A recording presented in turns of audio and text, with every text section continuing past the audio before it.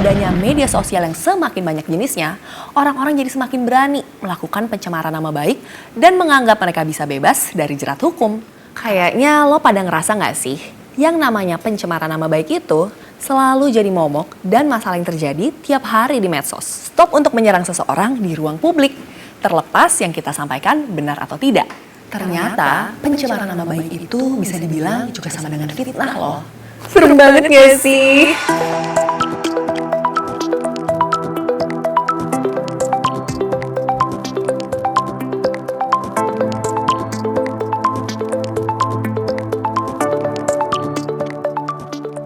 Hai Sobat Negeriku, gue Valerie Twins dan gue seneng banget hari ini bisa nemenin kalian semua. By the way, kalau kemarin kita ngebahas hate speech, sekarang kita ngebahas sebuah tindakan yang hampir mirip-mirip nih, yaitu pencemaran nama baik. Kayaknya lo pada ngerasa gak sih, yang namanya pencemaran nama baik itu selalu jadi momok dan masalah yang terjadi tiap hari di medsos. Baik itu menimpa selebritas, orang biasa, sampai pejabat pemerintah. Ternyata pencemaran nama baik itu bisa dibilang juga sama dengan fitnah loh. Serem banget gak sih? Kalau sampai kita jadi korban, apalagi sampai jadi pelaku. Stop!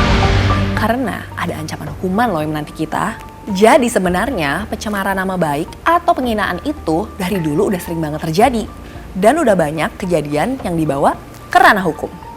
Bedanya, di 10 tahun terakhir ini, dengan adanya media sosial yang semakin banyak jenisnya, orang-orang jadi semakin berani melakukan pencemaran nama baik dan menganggap mereka bisa bebas dari jerat hukum.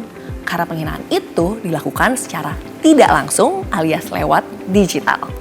Nah, sebagai warga negara Indonesia, kita tuh boleh banget kok dan bebas banget buat mengeluarkan pendapat. Apalagi setiap orang yang berpendapat itu dilindungi oleh undang-undang. Tapi jangan sampai kebebasan berpendapat kita itu kebablasan sehingga mengarah kepada hate speech atau bahkan penghinaan personal. Pencemaran nama baik atau penghinaan itu efeknya nggak main-main loh.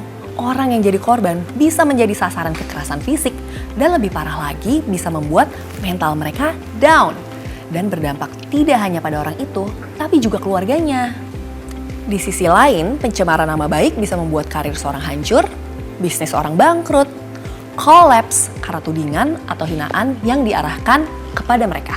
Nah, tapi ada satu poin nih yang mesti kita semua pahami.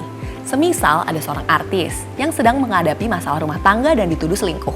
Kita nggak bisa tuh ikut-ikutan judging dia atau menyerang personalnya. Karena berita itu belum tentu benar. Nanti malah jadi fitnah. Karena pada dasarnya semua orang itu punya nama baik dan kehormatan yang harus dijaga. Jadi sekalipun ia melakukan kesalahan, kita nggak bisa serta-merta menyerang mereka, apalagi menghina depan umum. Kadang fenomena ini sering dianggap lucu oleh kita orang-orang awam. Masa iya sih kita nggak boleh ngeluarin unek-unek terhadap seorang kita anggap salah atau tidak sesuai dengan pandangan kita. Padahal mencemarkan nama baik seorang itu ada undang-undangnya. Pada pasal 27A menyatakan, setiap orang yang dengan sengaja menyerang kehormatan atau nama baik orang lain dengan cara menuduhkan suatu hal dengan maksud supaya hal tersebut diketahui umum dalam bentuk informasi elektronik dan atau dokumen elektronik yang dilakukan melalui sistem elektronik. Sebagaimana dimaksud dalam pasal 27A dengan pidana penjara paling lama 2 tahun dan atau denda paling banyak 400 juta rupiah. Jadi please banget untuk lebih hati-hati dan lebih bijak dalam menggunakan media sosial ya Sobat Negeriku. Undang-undang ITE dibuat untuk melindungi hak kita dalam kebebasan berpendapat di media sosial. So, stop untuk menyerang seseorang di ruang publik, terlepas yang kita sampaikan benar atau tidak. Tapi kalau tujuannya untuk menjatuhkan atau mempermalukan, mending jangan ya. Ngomongin kejadian-kejadian di medsos emang gak ada habisnya ya. Mulai dari hate speech, pencemaran nama baik, perbuatan tidak menyenangkan, doxing, dan banyak lagi yang kayaknya gak bakal cukup waktunya untuk kita bahas semua. Semoga hal-hal di atas bisa kita jadikan reminder untuk bijak dalam mengeluarkan pendapat kita di sosial media ya Sobat Negeriku.